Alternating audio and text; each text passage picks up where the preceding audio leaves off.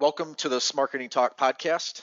If you own or you work for a company in the lawn and landscape industry, you're in the right place. This is where we share our candid thoughts on sales and marketing as it relates to companies like yours. So thank you for joining us. And I'm your host, Chris Heiler. I'm the founder and CEO of Landscape Leadership. I'm joined by Chad Diller as my co-host. He's Landscape Leadership's Director of Client Success. So welcome, Chad. Hey, everybody. So we thought now would be a great time to resurrect the podcast, right? We find ourselves in this strange time in the midst of a worldwide pandemic. I know many of you are going through challenging times, and we hope you, your family, your employees, your coworkers are all getting through this all right. So with this episode, we thought we would focus on the specific things that we think companies should be doing right now as it relates to your sales and marketing during this pandemic. So we've got quite a few points we're going to talk through. Chad and I will kind of go back and forth on these, and we're going to start on the marketing side, some big picture stuff. And the first thing we want to stress is don't stop marketing. Like, now is not the time to stop marketing, because the last thing you want right now is for your sales pipeline to dry up. So you've got to keep the foot on the gas. But, maybe now is the time you can, shift priorities or shift budgets to different things. And Chad can talk about that. But the point is, don't stop. Yeah, absolutely. I mean, I think we've all been curious over the last few weeks or months about what consumers are going to do. And I've been pleasantly surprised. Today is beginning of April. And so I'm pulling reports for what's happened in our clients, over the last month. And I'm just astounded. People are still buying. In fact, some of the clients that I've worked through, about half of them so far, half of them, it's the best month they've had of all time, still in the midst of this. And then there's some others that kind of have flatlined and kind of matched what they did last March instead of seeing a typical 15 or 20% increase.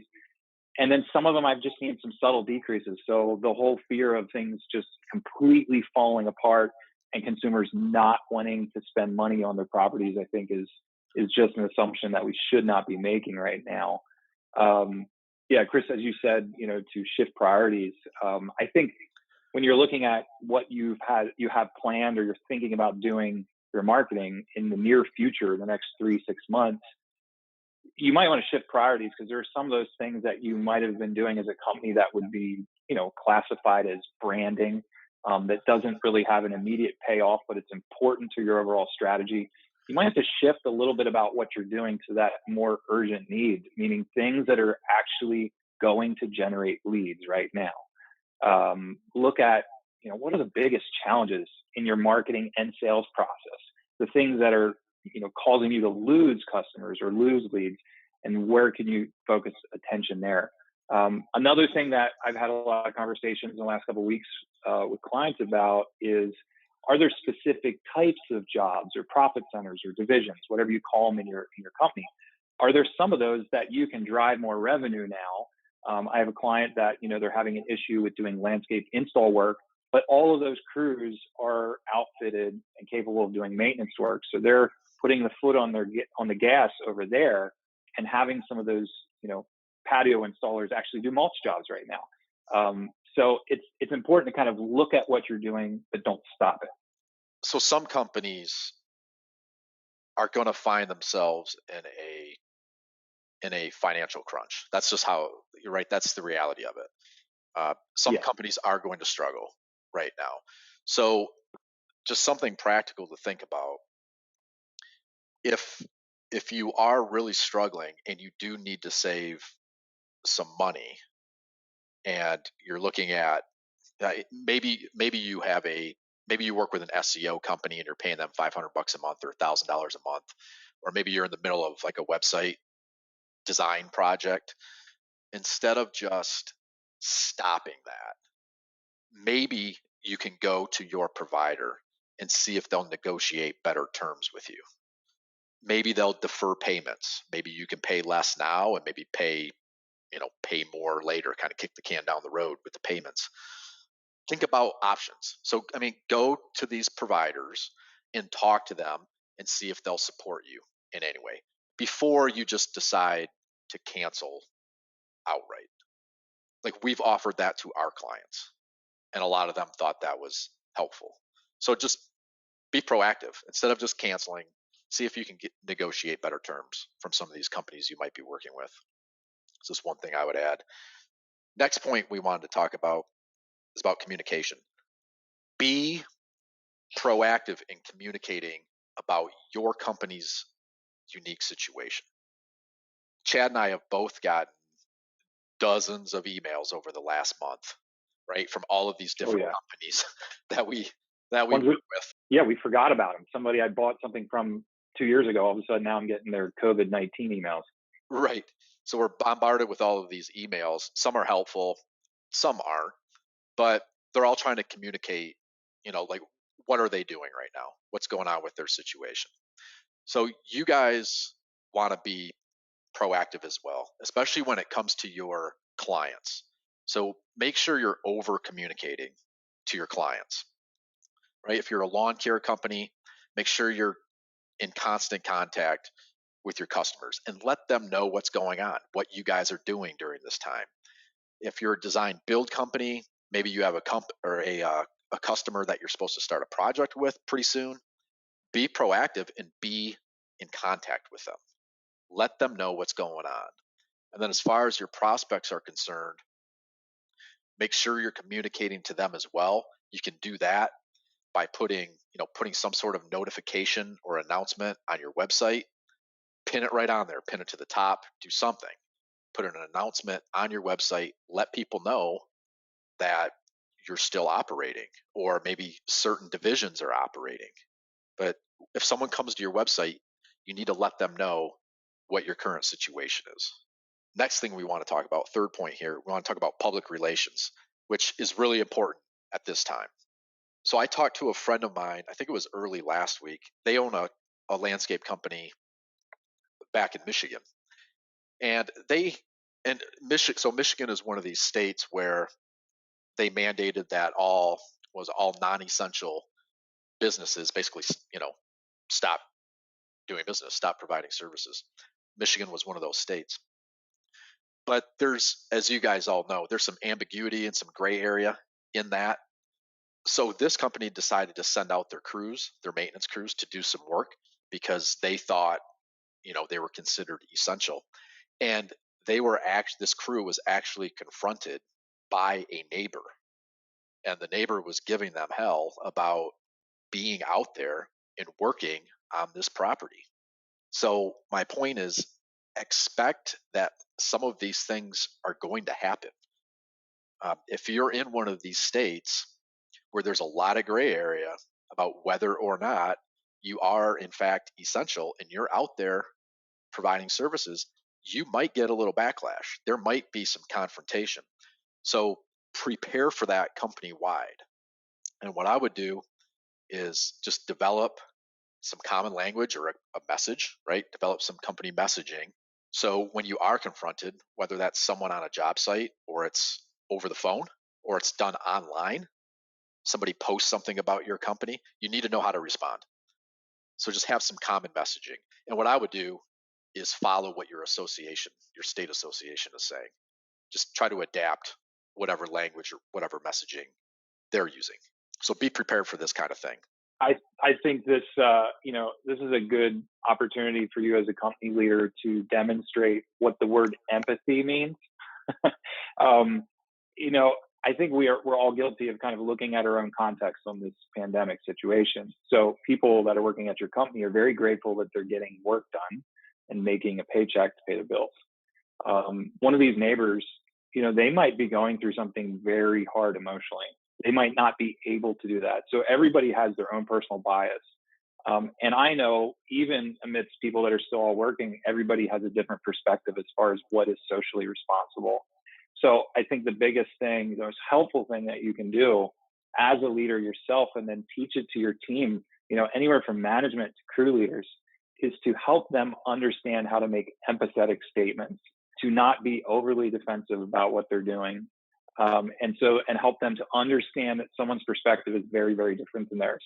Because I think the first thing people want to do, because they're already emotionally charged, is to argue with somebody. Maybe some role playing might be a great way to kick this off, have a virtual company meeting, and do some role plays and explain how you can do this. That's just really important. I think, as companies right now, we're kind of under, the ones that are still out there doing work in those industries are really under the microscope. People see us, they're all home right now. And they see us out working. Say you're doing, 5 or 6 projects, or treating 15 lawns in the neighborhood. People are going to definitely see you. And so this connects us with this community, I think, even deeper than we've already been connected. And this also, it's a challenge, but it also presents itself as an incredible opportunity to communicate the right things to our community. I've seen a lot of companies doing really incredible things. You talk about even from the biggest brands down to the companies in our industry. They're doing a lot of great things to support their customers and to support their local community in this time. So this is a great opportunity for us to think as companies, like, how can we give back to our community? Here are some ideas. So can you do some service projects? Do you have some first responders that are customers? Could you mulch their house for free? Maybe treat their lawn a couple times for free, or even just do something for them that they usually do themselves because they're too busy. Is there a way that you can donate a percentage of proceeds, maybe for a limited time or a certain service that you're highly profitable with, to their local relief efforts in your community? Can you give things away with absolutely no strings? For example, I have a client that does organic tick and mosquito sprays. They just gave away 20 applications. The idea behind this is that people are at home, they're spending time in their yard, they're concerned about safety of their family.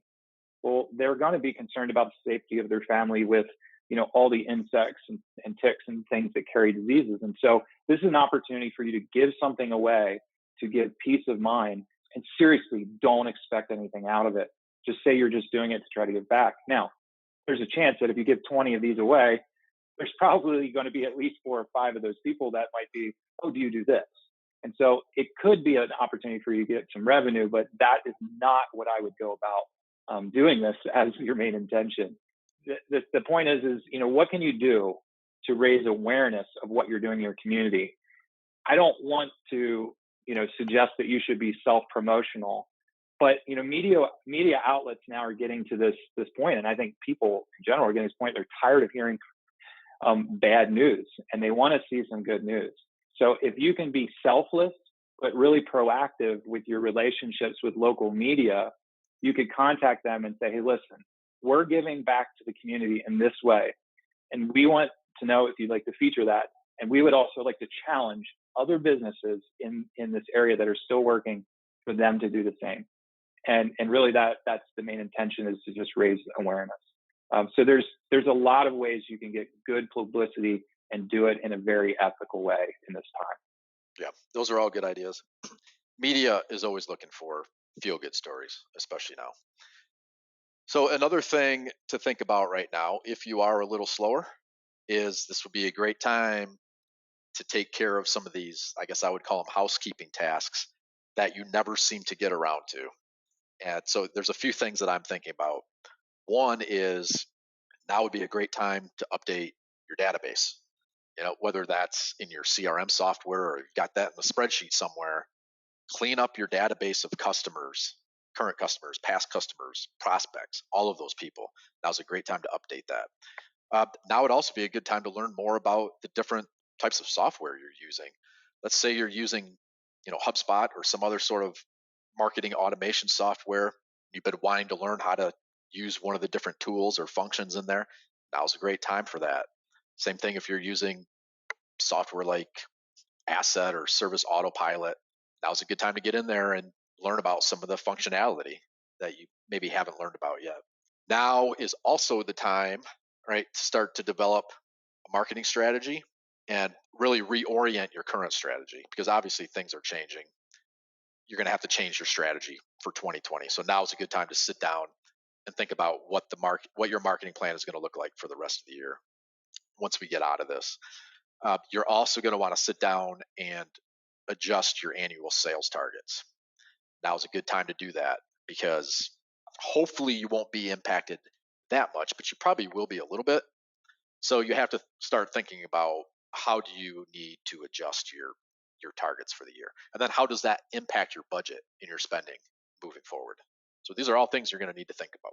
All right, so the next thing we want to talk about some specific lead gen channels. Chad deals more with this stuff day to day, so I'm going to ask him the questions and then he can comment on all these different channels. So the first thing I want to talk about or ask you about is what's up with Google right now and Google My Business and getting reviews. What should companies be doing? That's a really great question.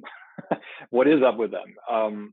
So approximately a week to a week and a half ago, Google My Business did something a little funny. And you can debate what the intention is, but basically what happens now, if someone goes online to write you a review, I'm not really sure what's happening to it, but it is not publishing to your page and you are not able to respond to it as a company, which is kind of unsettling, but also could possibly be good, with people being so emotionally charged and angry that you're mulching their neighbor's house. Maybe this is a good time to pause that.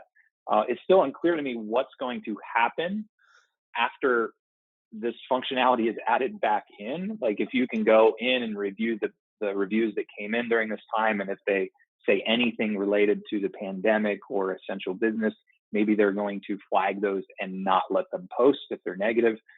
Who knows? I would hope that would be the case.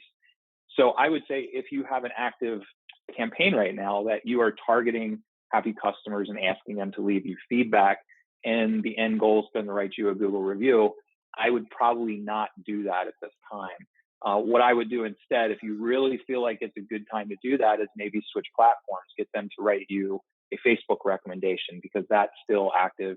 Or if you're on different types of lead generation platforms like Angie's List or Home Advisor, maybe focus your efforts in this time on that if you've been doing it in another platform. So the jury's still out. I'm not quite sure when that will change or what that is. I've heard that Google is doing that just because they're having increased demand somewhere else.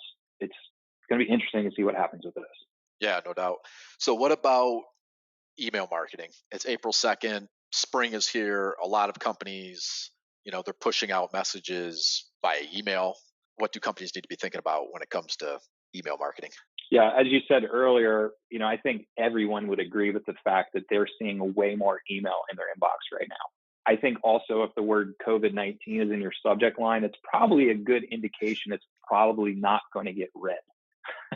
I've had some of these, after the first few days and you see them, at some point it just becomes like noise and people are just deleting them. People are late to the party, they're sending out their response. I'm not saying you shouldn't communicate those messages. It's just if you lead with that, people are probably going to think it's just the same generic thing they got, from their insurance company and from their bank and everything else they've gotten. So really pay attention to your subject lines. I mean, all the best practices for email marketing have even more weight right now. The frequency, how often you're emailing your customers and prospects should not be more than twice a month, in my opinion.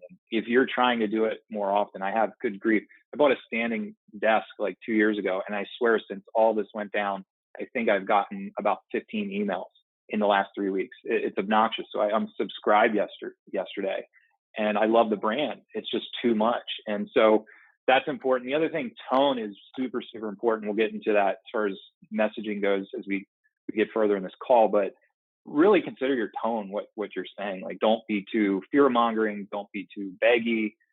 Make sure you just really think like your consumer. And then the length too. Don't send these big, long emails.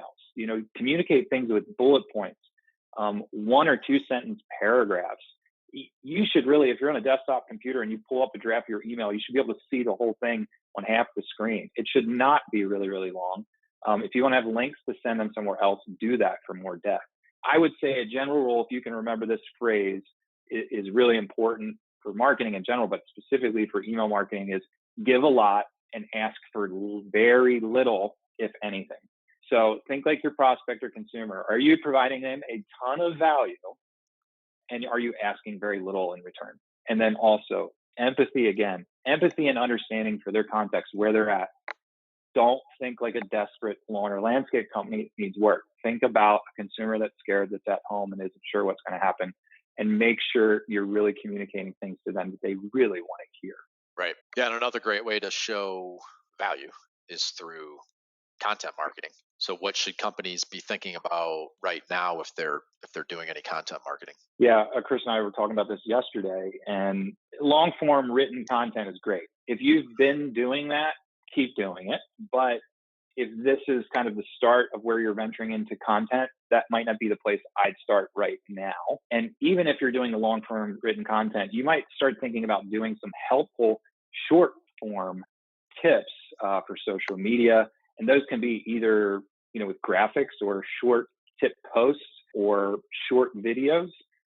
And doing that, how you can help people right now.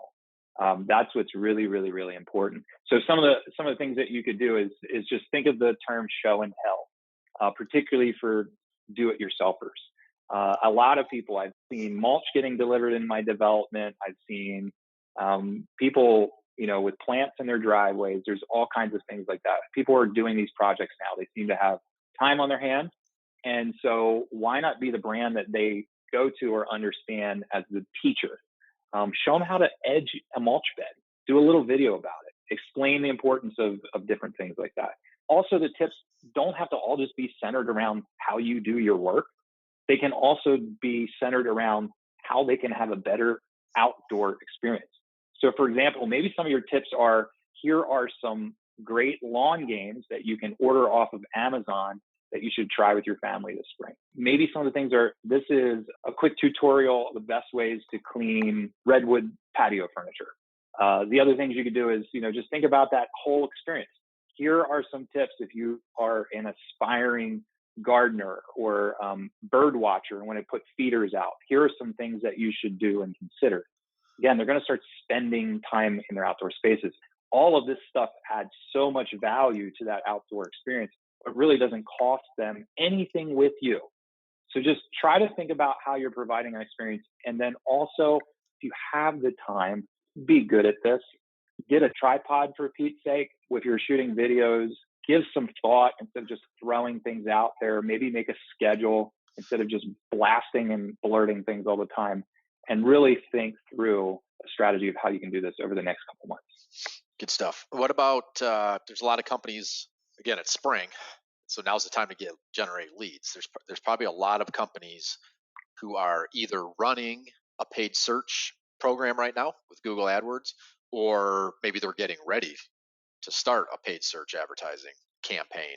So what should companies be thinking about right now as it relates to paid search? Yeah, so right now there might be some smaller companies that, are really having huge problems. And so they might be, like Chris said, slashing marketing at certain places inappropriately. It might be pulling out their funds of spending money with Google Ads.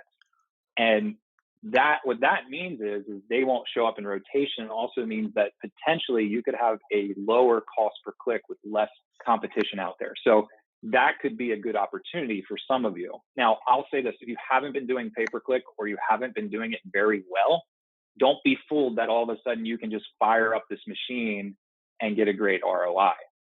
This takes time to improve, and someone that's really on top of your campaigns a few times a month to make sure, over the next 3 or 4 months that you can get your cost per click down and increase the amount of people that are actually converting on these ads. And so don't just knee-jerk say, I'm going to throw thousands and thousands of dollars at this. Make sure you do your due diligence with how you're hiring someone to work on it. The companies that you're using to manage Google Ads really should pay attention to what's happening in these ads. It's not enough to just spit out a report once a month and tell you what happened. It's about looking at it maybe once or twice during the month and saying, this ad group over here that used to do really well is really tanking right now, but this over here is doing phenomenally well. And so I want to suggest that we shift some of your budgets around and do something a little bit different to really move the needle better for you. So again, the main point of this is make sure nobody, yourself or the company that's managing your Google ads is asleep at the wheel. Right. Good point. Let's see. What about the companies who are thinking about doing some direct mail? Or maybe they're in the middle of a direct mail campaign right now. Maybe they're holding on to some postcards and they haven't sent them yet. What should these companies be thinking about? That's probably more so an issue for companies in the north, because when this all broke, most companies had probably sent out their first round or two of direct mail campaigns for lawn care or whatever it is they're promoting in the spring, first thing. But the ones up north where, they were kind of waiting for that nice spring weekend to drop them at the post office. I've talked to a couple people in the last couple of weeks that they're just still sitting on them and they didn't know what to do. I would tell you that I have data that supports that people are still buying. So if you're setting on them right now, send them out. There's no reason, in my opinion, to wait. People are still buying. And then think about, if you're sending out, say you're doing a lawn care campaign, and then you have other things like maintenance or maybe flea and tick or, other campaigns that you're thinking about sending direct mail out a little bit later in the spring. Think about what your incentive is when you make an offer. Make sure your messaging matches the current psychology of what's going on right now. Some of the things that we've tried in the past might not be exactly the right phrases to use. Keep in mind that people are at home. So many more of them are home right now, and they're there with family, and they have a ton of anxiety. Now, again, don't play on that anxiety too much, but remember, they're the hero in the story, not you. You're not coming in as a company with this great program at 20% off to just make their world better. Think about what's important to them, guide them along with a decision, and make sure that you're really putting yourself in the mind of your prospect. Now, I think is also a good time to just strengthen those relationships that you have with your referral partners. So people like Absolutely. builders, vendors you work with, I don't know, realtors that might refer people to you, property managers that you work with. What do you think about that? Yeah, I think property managers, any of those business referral relationships you have, like, architects or builders or any of those sorts of things. Even, if you're dealing with residential clients, just those VIP customers that have spent a lot of money with you over the years. This is a great time to reinforce relationships. Again, no ulterior motives, just for the sole purpose of letting them know that you care about them and how they're doing. I would say that you could even just check in on them to see how things are going with just the changes in their world or their job, and just really care about them, and don't suggest or even ask if you can do something for them. That's already implied. They know what you do for a living. So it's really important to just let people really understand you care about them. We reached out first thing that started happening to our clients, and that was my main question: what are you guys doing? What are you seeing? How are your people handling this? Do you have any questions? Is there any way I can help you? That doesn't even link to what we charge people for. Even it's just giving them ideas, things that are working at our business that have helped us to communicate better or operate in this weird new space that we're in. That's what you need to do, is to strengthen those relationships. Yep, now's a great time to do it. And we're not suggesting you go have a cup of coffee with somebody. You can do this. You can do this over the phone. You can do it FaceTime. Find new ways to FaceTime coffee hours. I've seen those, or happy hours. There you go. So the way you sell now and probably immediately after all of this ends needs to be different. Why don't you speak to that a little bit?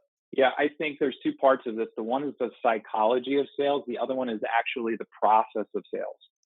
If this would have happened for a couple of weeks, it probably would have went back to business as usual. But if this happens over months and people are dying, everyone's perspective is going to radically change on how they're sold to and how they participate, especially if you think about how other brands are really adapting well, or may have not had to adapt because they already adapted to a different way of doing things. So I think really, from a psychological standpoint, the one thing you have to always keep asking yourself as a salesperson is, what is truly important to my prospect or customer?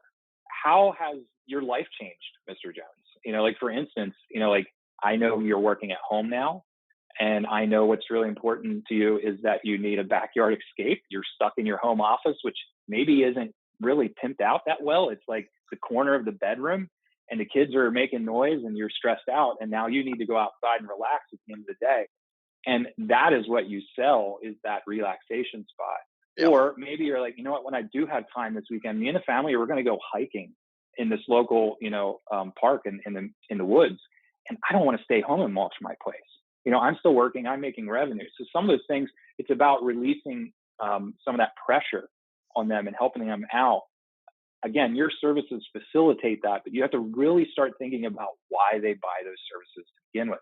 The other part of this is process. I think a lot of people are going to really start questioning why they had to come home on their lunch break to meet their landscaper for a mulch estimate, because No now doubt. you're doing it virtually. Yeah. You, you know, everything's changing, and this is happening with dozens of brands they're dealing with, that people are using technology and different processes to make their life easier. Face to face isn't face to face anymore. Maybe it will never end up going back completely that way for some services that we sell.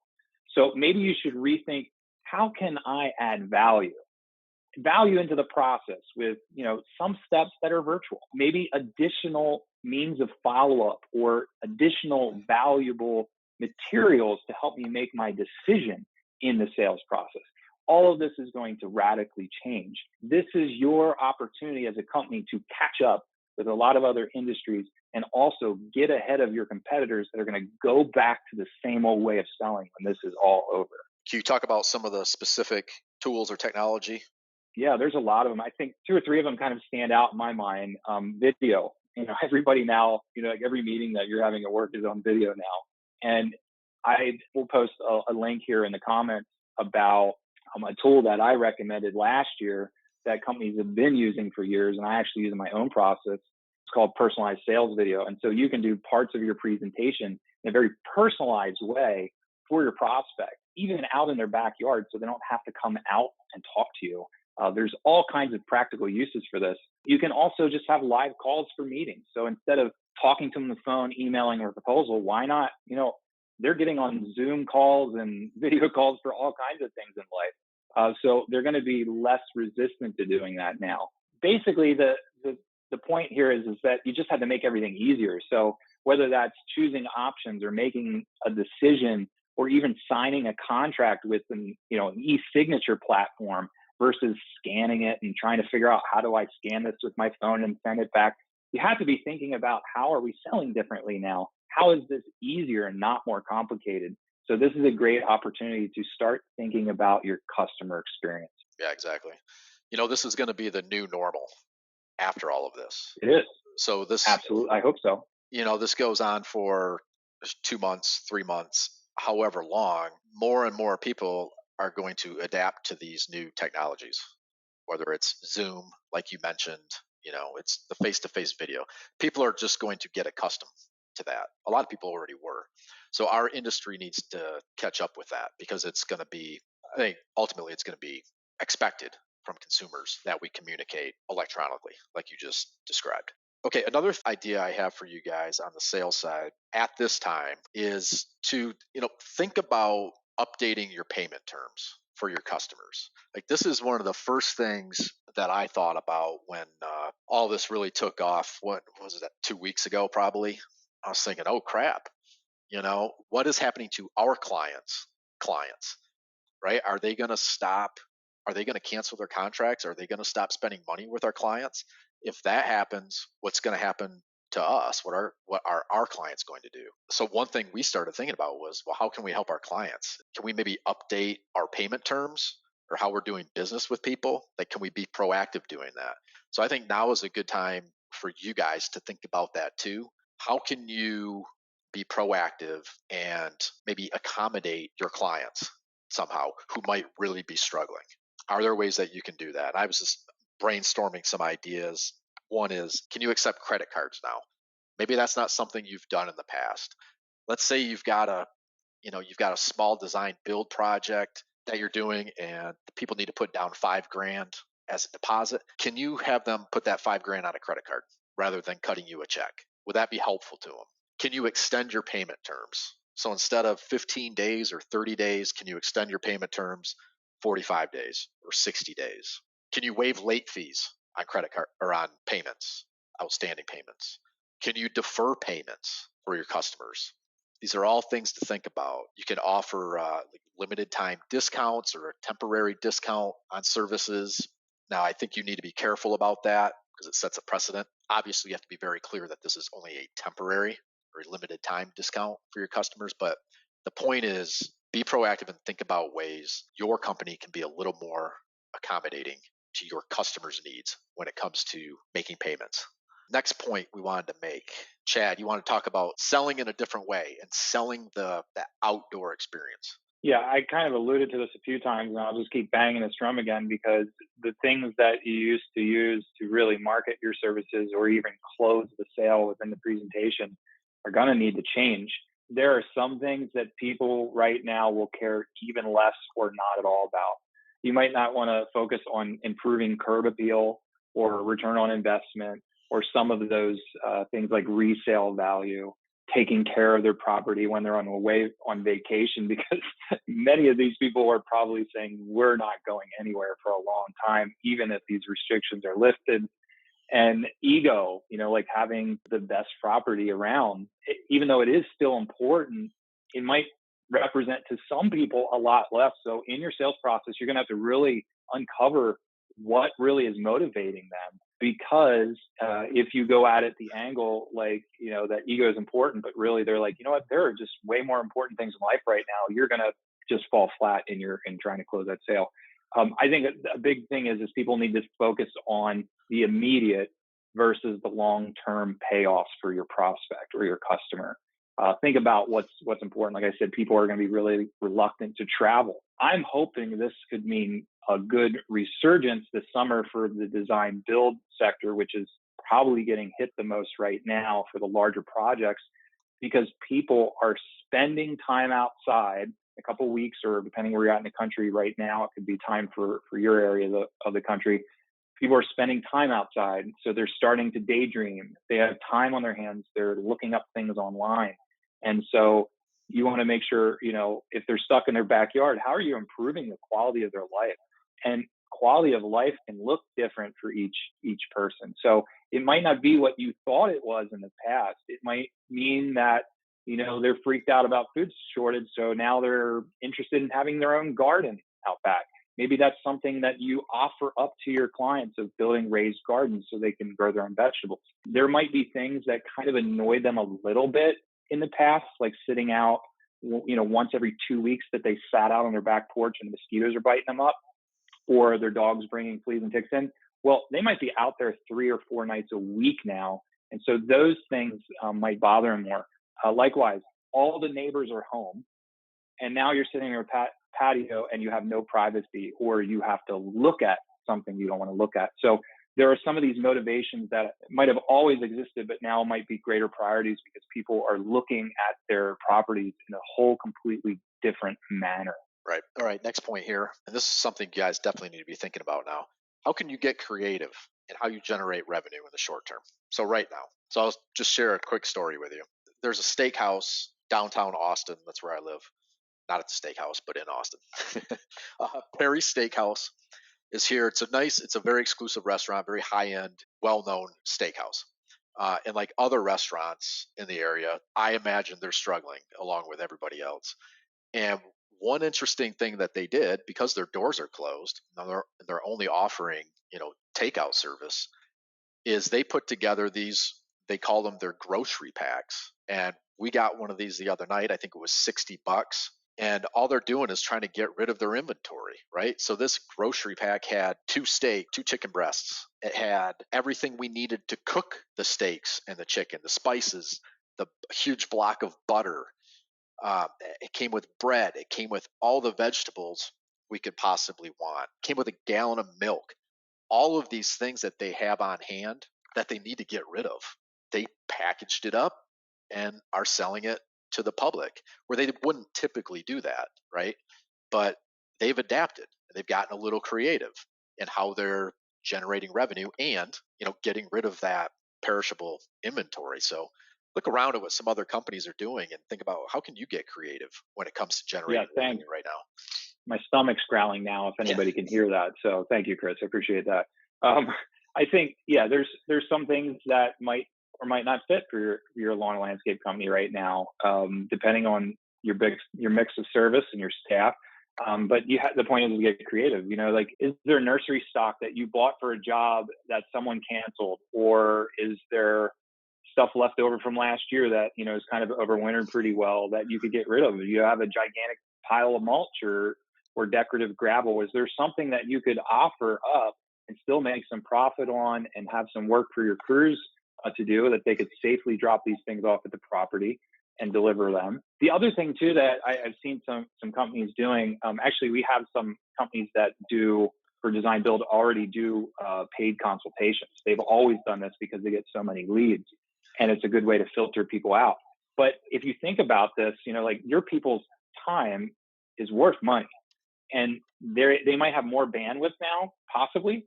So one of the things that you could do in the advent of everybody staying at home and maybe doing some of these things DIY like they didn't do in the past, is you could offer paid virtual consultations where you could basically FaceTime and walk around with them. You'd have to make sure they understand how to operate a phone in that manner, but you could do this type of consultation with them. Hey, can you tell me which one of these things in my mulch beds are weeds and which are perennials?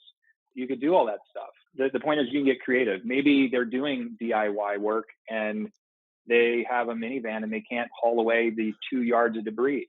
Well, can you get them to put it in their driveway or bag it up? And can you get rid of it and charge them a small fee and pick it up, in a somewhat convenient time?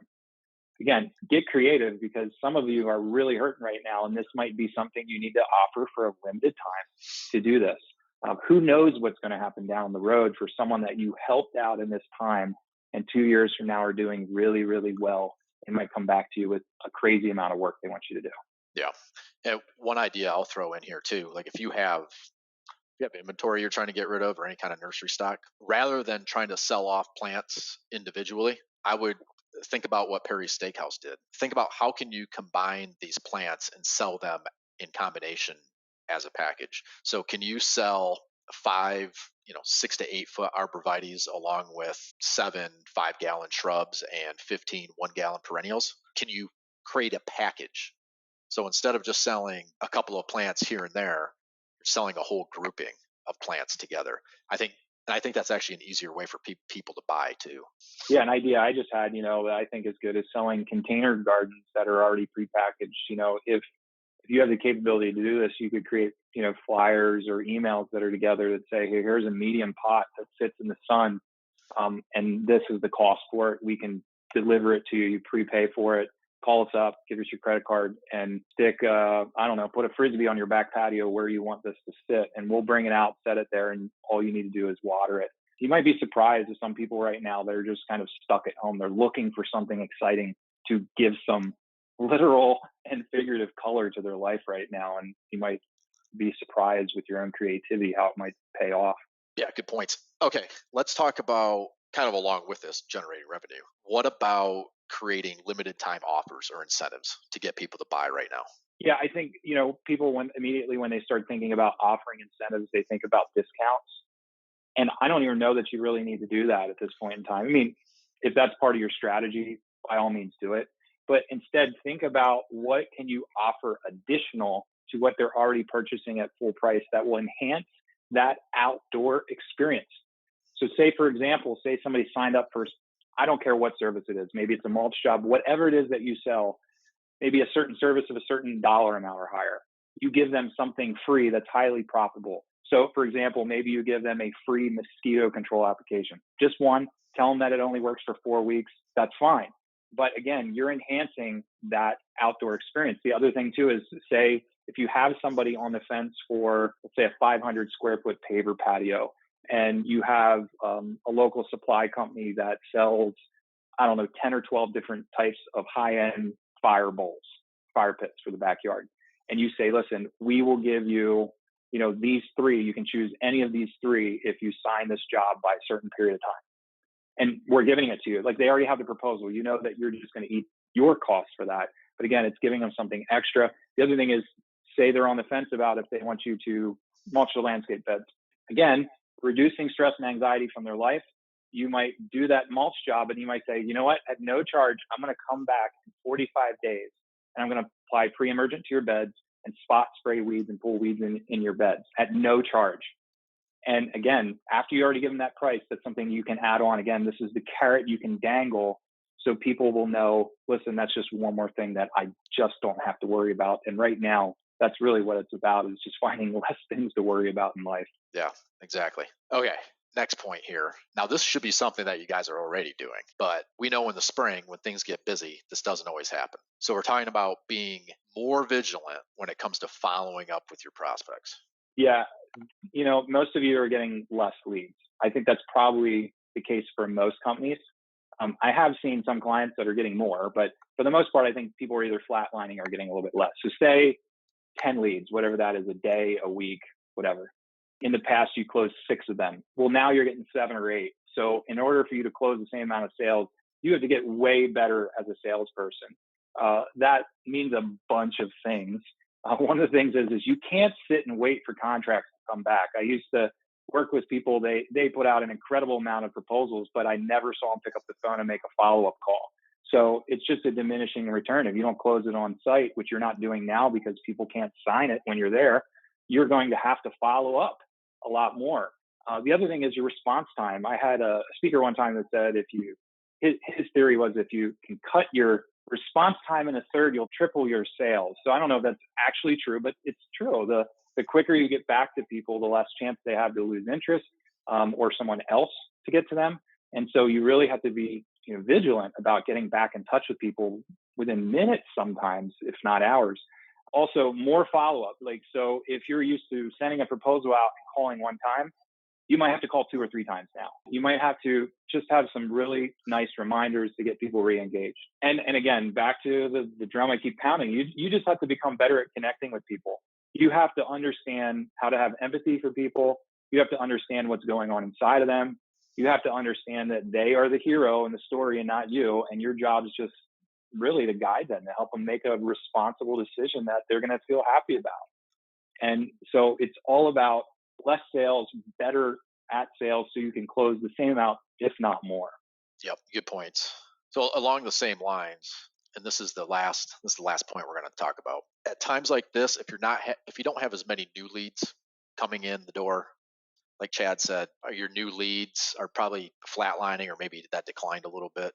Like, now is a really good time to re-engage with your past prospects or prospects that have kind of stalled out in your pipeline. Now's a good time to go back and try to reconnect with some of these people. And this shouldn't be a hard sell.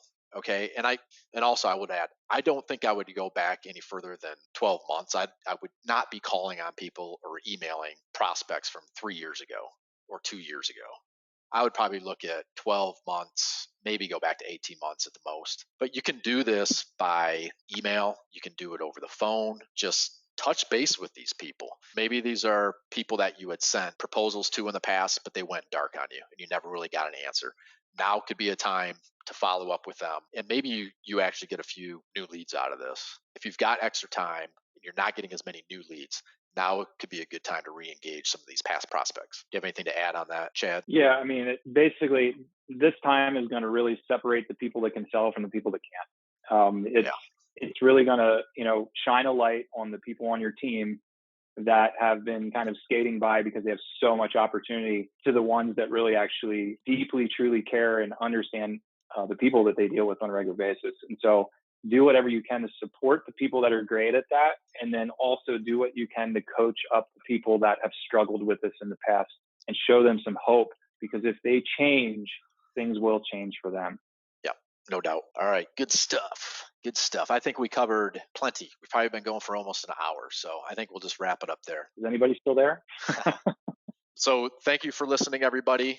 We'll try to do more of these podcasts in the future. If you have any questions about what we covered in this podcast, you can send us an email, either Chad or I. Chad is chad.diller@landscapeleadership.com, and I'm chris.heiler@landscapeleadership.com. Heiler's Heiler. So if you have questions, email us or look for us on LinkedIn. You can ask us questions there as well. If you found this helpful, send it to a colleague or send it to one of your peers who you think could use a little help. So again, appreciate you listening, and best of luck to you guys in these challenging and unusual times. Take care.